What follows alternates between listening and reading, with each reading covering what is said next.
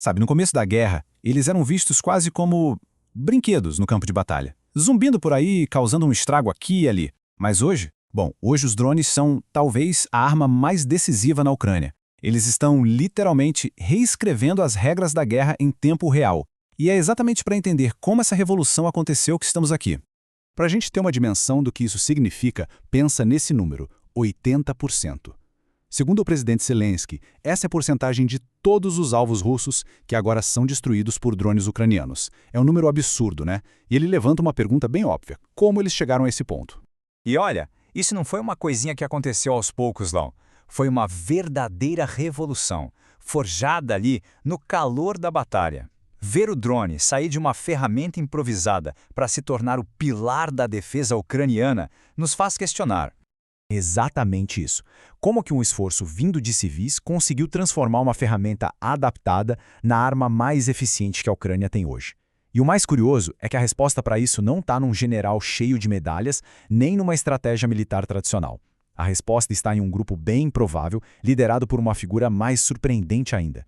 Então, vamos conhecer o Pavlo Yelizarov. A vida dele antes da guerra, ele era produtor de um talk show de TV. A vida dele agora, ele basicamente orquestra um dos exércitos de drones mais letais do mundo. A história dele é a prova de que, na guerra moderna, os arquitetos da vitória podem vir dos lugares mais inesperados. Quando a guerra bateu na porta dele lá em Kiev, o Yelizarov não ficou esperando. Ele pegou mais de $1 milhão do próprio bolso e fez uma coisa inacreditável. Comprou um drone agrícola de contrabandistas. Aí ele adaptou um morteiro nesse drone e pronto. Ele não só criou uma arma, ele descobriu a fórmula para uma guerra assimétrica, de baixo custo. E aí a gente chega nessa frase dele que, vamos combinar, parece não fazer sentido nenhum, né? Sou preguiçoso. Mas para o Yelizarov, essa é a essência da filosofia de gestão dele. Ele entendeu que o verdadeiro trabalho não era pilotar os drones, era construir um sistema, sabe, uma máquina perfeita que funcionasse sozinha, sem depender dele. E o sistema que ele criou, muita gente compara com uma franquia do McDonald's. E faz todo sentido, pensa bem. É um modelo que pode ser copiado, que opera 24 horas por dia, 7 dias por semana, com uma única missão: entregar ataques com uma eficiência que não para. O segredo aqui, o pulo do gato, é a especialização total. É igualzinho à linha de montagem do McDonald's. Cada pessoa tem uma e apenas uma função. O navegador lá no bunker identifica o alvo. O piloto no campo executa a missão. Cada peça se move de forma sincronizada, garantindo um fluxo constante e preciso de ataques. Agora se prepara, porque esse dado aqui é talvez o mais chocante de todos. 98% do grupo é formado por civis. A equipe de inteligência, por exemplo, não é de oficiais militares. São analistas financeiros que usam o que sabem do mercado para otimizar a logística da guerra. É uma quebra total com qualquer tradição militar. Claro que o modelo de operação genial assim precisa das ferramentas certas para funcionar, né?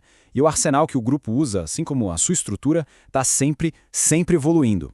Basicamente, tem dois tipos principais que definem essa nova fase. De um lado, o Baba Yaga, que é um bombardeiro pesado, reutilizável, um verdadeiro terror noturno para as forças russas. Do outro, o drone interceptador. Pensa nele como um caça ágil, defensivo, projetado para caçar e destruir os drones russos no céu.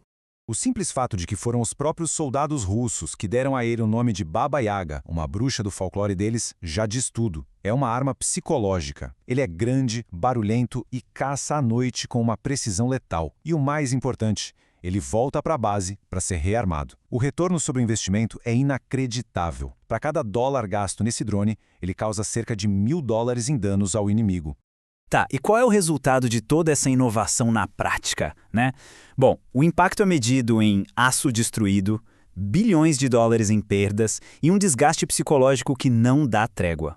A Guarda Nacional da Ucrânia confirmou o número. Mais de $1,5 bilhão em equipamentos russos foram destruídos. E o mais impressionante, isso foi obra de apenas um grupo. Aquele grupo liderado por um ex-produtor de TV.